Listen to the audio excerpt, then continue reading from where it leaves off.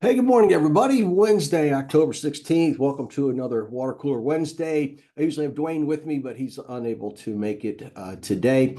So going solo, but I got a great case study for you. And this case study is going to be talking about non-performing notes, the opportunity within that, and getting those reperforming and then keeping the note or selling the note. So there's definitely some profit strategies that you make in the non-performing notes. And I figured it was a good topic because we're starting now to see more non-performing notes than we have in the past, probably 3 or 4 years. And the anticipation is that that trend is likely to continue unless there's some change economically and inflation and that sort of thing. So we're getting prepped for it in our industry. And as we start to play these out, there's a lot more due diligence. There's a lot more at play, if you will, when you are looking at these type of notes, because after all, they're not performing. So the name kind of gives it away. It's like you're buying a problem, but there's a lot of money in buying problems if you have a solution. The issue is with buying a non-performing note is you don't always know which solution is going to work because not everything is up to you. There's a borrower there, right? And that can change the scenario. There's market conditions that can change the scenario. So when you're looking at non-performing loans, you do your due diligence of getting in, but then you also have to think about your exit strategies. And multiple exit strategies. I always tell people, all of my clients, I always tell them have 4 exit strategies in play. And that way, if all 4 of the exit strategies work for you financially, then it's okay whichever one ends up being the one that ultimately works. You're going to make money either way. It's just a matter of how much and during what time frame that might occur. So that's the proper way to do it, especially on the non-performing side. How are we getting in? How are we getting out? And what are our multiple exit strategies? So you can't just have a plan and expect that to work. And I remember years ago that I had some new students and I advised them. I said, look, you guys are counting, your 2 business partners, you guys are counting on these folks are going to sign over a deed in lieu of foreclosure. And that means essentially they're going to surrender the house. Now, this goes back to the last crash. And this is when people owed a lot more than their house was worth, right? So property values plummeted, but the amount of money they owed obviously stayed the same. Foreclosures were pre-foreclosures were, staggering. There were 10 million people in pre-foreclosure. And these guys were buying this non-performing note and just kept saying, we pretty well know that these folks are going to sign a deed in lieu of foreclosure and just surrender the property to us. So they were buying the note at a significant enough discount where if they did get that property, they were going to make some money, no question about it. But I brought up this point. I said, well, what if they don't? I hear what you're saying. You're convinced they're going to do it, but what if they don't? And they said, oh, yeah, I think they will. And I said, I think you're making a mistake. I said, because if they don't sign a deed in lieu, you guys have no other plan. You haven't run those scenarios through. And you told me that you want to do some quick turn deals. That was your goal. You wanted to get into something, acquire the property, turn around and sell the property and be out. I said, your problem here is if they don't sign the deed in lieu, now you have to foreclose. This property's in New York, and you're looking at possibly up to 4 years. So that's a big difference between what you wanted to do, which is buy a property, do a quick turn, and looking down the road of 4 years. So I advised them against it. And I got to tell you, you probably know where the story's going, but I got to tell you, when your advisor tells you something, you may want to take heed. There's a reason that I'm saying that, because what inevitably happens, and of course what happened in this particular case was the borrowers who were going to sign this deed in lieu, apparently, they started talking to some friends and relatives, and somebody somewhere along the way told them, don't do that. You can stay in the house for another 2 to 4 years for free without paying because of New York's foreclosure backlog. Don't sign it now. You're crazy. What are you going to do? Go rent somewhere? Go move in with your parents, and pay them? Nah, stay in the house for free. And guess what? The guys bought the note and they found out the people are not going to sign. They're going to make us foreclose. And I'm like, of course they did. Of course they did. because they found out what could happen. So you've got to know going in, again, what are my exit strategies? What are they going to cost me in time and money? And at the end of the day, am I going to make money? If you are, great, green light it, let's go forward. And then start pursuing the path that you would like it to go down to ultimately see what's going to happen. So this is a good case study. And again, you can watch this replay on YouTube and such. And I put the audio version on my podcast, Real Estate Without Renters, as well as seeing it here on Facebook Live. So let me go ahead and share my screen, and we'll go through this case study with you here. So again, to frame this up, having backup plans, having multiple exit strategies that you thought through enables you to take a strategy where you can take a non-performing loan, get it reperforming. In other words, make it now a performing loan. That's what the PL is. And then once you have a performing loan, you've enhanced the value of that note to a point where you can just sell the note at that point if you would like to, or you could just keep it for the cash flow. That's it. Think of it this way. If you've ever renovated a house, even if you haven't renovated a house, you get the idea of what that is, right? You buy a unperforming asset, right? You buy a beat up house in a good neighborhood. You can get it then you can get the house renovated again, and then you can sell that house at a profit margin. Here you're doing the same thing. You're taking a note that's not working. You're going through the motions of getting it reworking again. So you've renovated the note, if you will. Then you can turn around and sell that note at a profit. So here's the property. It's a non-performing loan in Florida. The BPO, broker's price opinion of value for the property is about $126,000 for this 1,100 square foot home. Nice looking home, good area of Florida, over on the coast. They have a boat. They're into the lifestyle. These are all signs and things that we look at because one of the things we're trying to deduce from our due diligence here is, do they want to stay? You know, is that a part of their plan, or are they ready to get the heck out of there? And with this particular house, it was in good shape. They have maintained the house as if there was no problem that they're paying their loan. They're not paying their loan. They're not paying their property taxes, by the way, but they are maintaining the home. They've got the boat and everything else. So again, logically, one of your thoughts is, it looks to me like they'd like to stay. They just haven't been contacted by the current lender. They might want to do some kind of a loan modification. I'm not going to solely rely upon that, as I've been saying, but that's certainly one of the things that you could logically conclude by starting to look through this. So let's talk about the numbers here.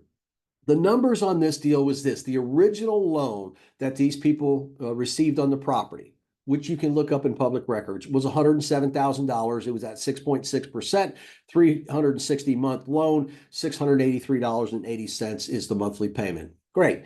So they were paying on this loan for a period of time, and they've paid that $107,000 loan down to $79,000.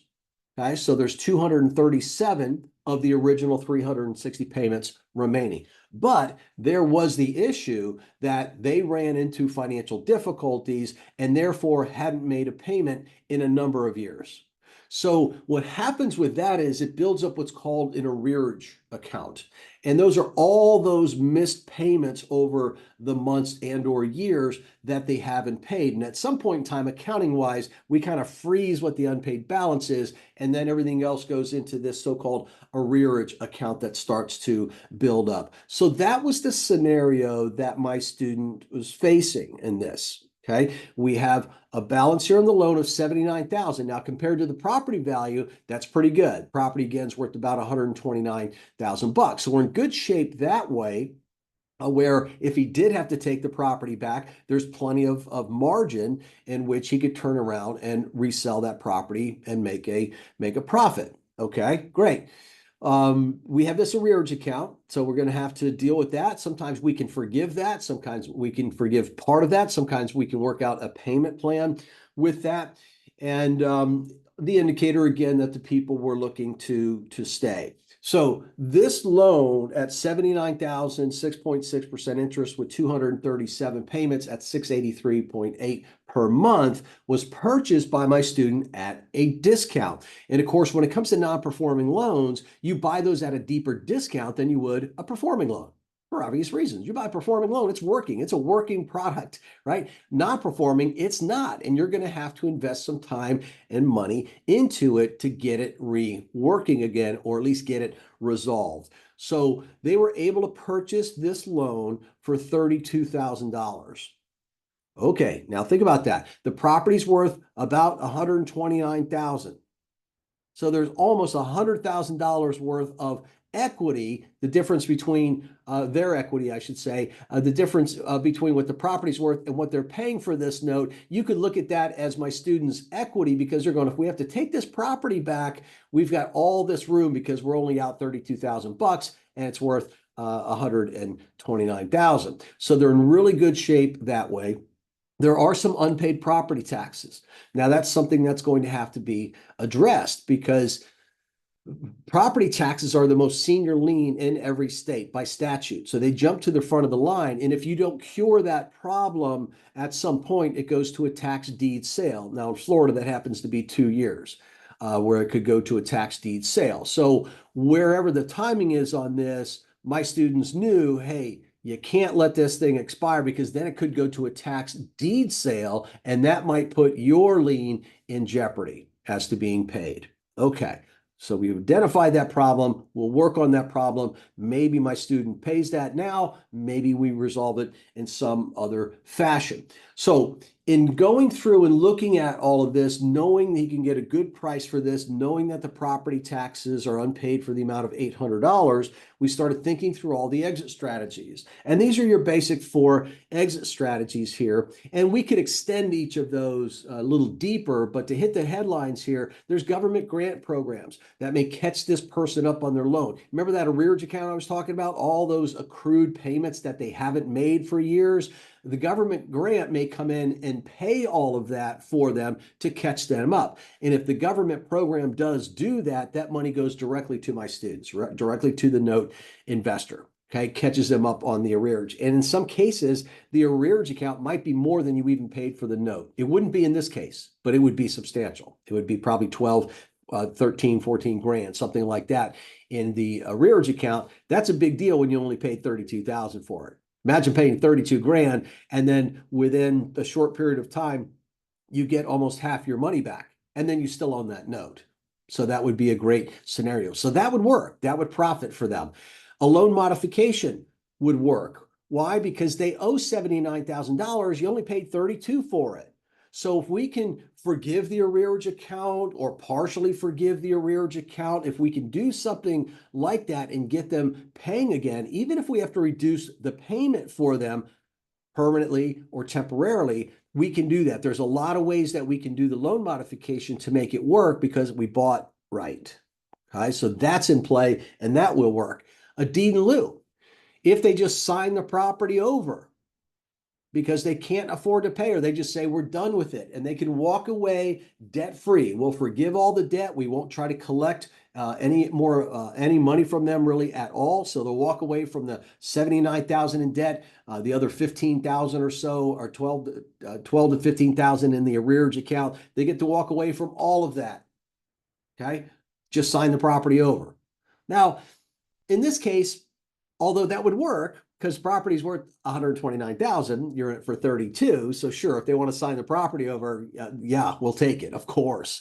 But that's less likely, right? It'll work, but it's less likely, because they could sell the property. If they sold the property for $110,000, they could still pay off the 79 and walk away with some money. You know, why give that up? So that one would work, just less likely than some of the other ones there. And then finally, we have the foreclosure. If they're just going to dig in their heels and they're just not going to pay, and they're just going to cross their arms and go ahead and foreclose. We know in Florida that's going to take you a couple of years. So go ahead. And that could be a scenario. But in that scenario, that would still work. It's just costing us some time. But at the end of the day, At a foreclosure sale, you'll either get paid out the 79,000 plus the arrearage account, the other 15 grand. You could set that as your strike price and walk away with that money at the sale if an investor bids more than that.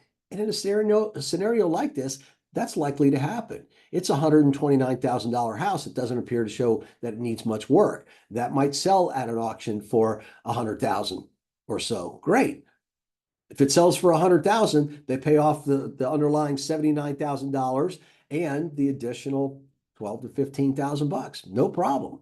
Okay. If we had to go through that scenario, or nobody bids at the auction and you take the property back.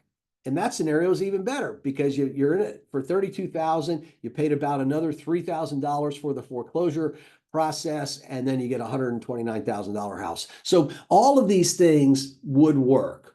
So green light, right? That means we're prepared for anything. Now, once the note was purchased, then it became a matter of reaching out to these borrowers by way of the servicing / workout company. Okay. They reach out to the borrowers, and pretty early on, they indicated, we want to stay. We want to stay and pay. We haven't made payments in years. We didn't quite know what to do. We hadn't heard from other lenders. When we got your letter, we responded, yes, we would like to stay and pay. What can we work out? Fantastic. So although we were prepared for everything, this one seems like a logical conclusion. So it became next to, well, let's explore what we can do on a loan mod because we have some issues, right? So the loan modification we set up on these terms. First of all, borrowers, for us to modify the loan, you got to catch up on the past due payments. That's 800 bucks. Okay, they agreed to that. Then you have this arrearage account. It's like 12 to 15,000 bucks. I'll tell you what, give us 6,400 of that arrearage, and we will put a forbearance on the rest of the balance and put it to the end of the loan. And if you pay on time every month within the next 12 months, we'll forgive that balance. Okay, so carrot and stick, right? We're setting up this mod. We're setting them up for success. They have a vested interest in now paying their loan on time because all that other money that they owe in the arrearage account, we're going to forgive. Okay, we don't need it. We have enough money in this deal. So it's much better to leverage that as an incentive to get them to restart paying that loan and pay it on time. And that's exactly what happened. They started making the payments on the loan. They started paying everything on time once again. So now it's converted from this non-performing loan to a reperforming loan. Think about it. Their taxes are paid. That's no longer a problem. They paid part of the arrearage. They've got this incentive built into the note, which is enhancing the value of the note to continue to make those monthly payments on time because that other debt can be forgiven. They're now showing a strong payment history, paying right on time every month. I can't remember if they agreed to ACH debits or not, but something like that where they're paying on time. We can have that recorded from our service company. So after the loan mod, what did the loan look like? It looked like the same thing. It's still a $79,000 note at 6.6% with 237 payments remaining at $683 per month. That didn't change. The only thing we did on the mod was fix the arrearage account. But remember, I said the UPB at some point in time freezes and everything else goes into the arrearage. So we handled that, but we still have this $79,000 note, which is now performing for 3 months. So after 3 months of payment history, the note's been cured, the note's repaying, you collected 3 months of payments, they resold this note for $59,500 to another investor. They did the heavy lifting. They did the negotiating. They got the people to pay to catch up on some things, right? So how did they do overall? Overall, they made a $32,000 investment. Now, there was some servicing company, minor fees and things like that you're paying to servicing and workout companies. I didn't include in that. If you want to add another $1,000 or so, fine, we can do that. So a $32,000 investment is what they made. They received 3 months of payments. Once they got the note working again, they received 3 months of payments. That's $2,051. They then sold the note for $59,500. Okay. So if you add those together, that's $61,551 off of a $32,000 investment. There you go. Is their return on investment good? Absolutely, right? They converted 32,000 to 61 in a relatively short period of time, in about 5 or 6 months. To board the loan, to get people talking, to get them to move forward. These folks were motivated to stay and pay. The other lender just never really contacted them, never really reached out to these people to try to figure something out.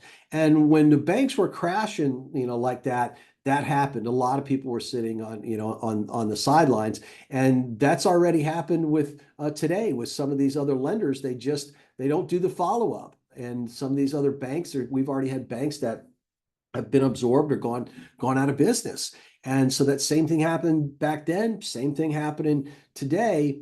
And here you are.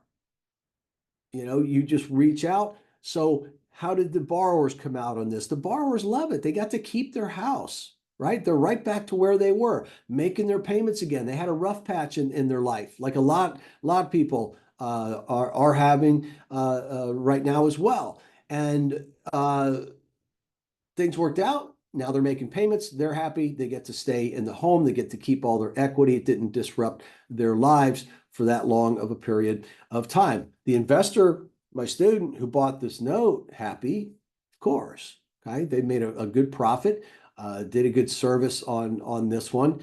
So everybody's happy. The person who bought the performing note, they're happy. They're getting a nice, positive, passive cash flow without having to go through all of the negotiations to get the note done and everything else. So win-win-win scenario on this, and overall pretty good return on investment, obviously. So that's the kind of thing that you can do. That's only one, by the way, technique that you can use in non-performing loans. There's a lot more creative things that you can do with the non-performing loans because we do get them at such a great discount. So as we start to see more of those, and like I said, my friends over at Revolve Capital, they just did a release of, oh gosh, what was it, 20 something assets. A lot of them were non-performing or notes that were in the process of trying to get them to the next phase, non-performing, but perhaps they've declared bankruptcy or something like that, which also is a positive thing for us in our industry. So these are the kind of things that you think about in buying those type of notes. All right, so if you're interested in note investing, reach out to me. I had on the initial slide, you can set up a free 30-minute phone call, or you can very simply just email me at info at kevinshortell.com. And remember, Shortell spelled SHRTLE.com. I'll have a link on that as well. And just shoot me an email. I'll send you a scheduler on Calendly, and we can have a conversation and see if this is the right business for you, because I do personal mentoring, and that is a complete game changer. This is not just book and tape type of courses. This is me working with you directly on Zoom, going through deals. That's how I spend most of my day. I've got new clients right now that have been with me for less than 30 days looking at deals. I've got clients with me less than 30 days that are now going to be closing on their first deals. It can happen very quickly when you have the proper guidance, and that's what I'm here to do. So info at kevinshortell.com, and we can set up a phone call or we can talk by email, whatever you prefer. So hope you enjoyed that case study, and I'll talk to you again next Wednesday as well. All right. Let me find my Facebook here again. And there we go.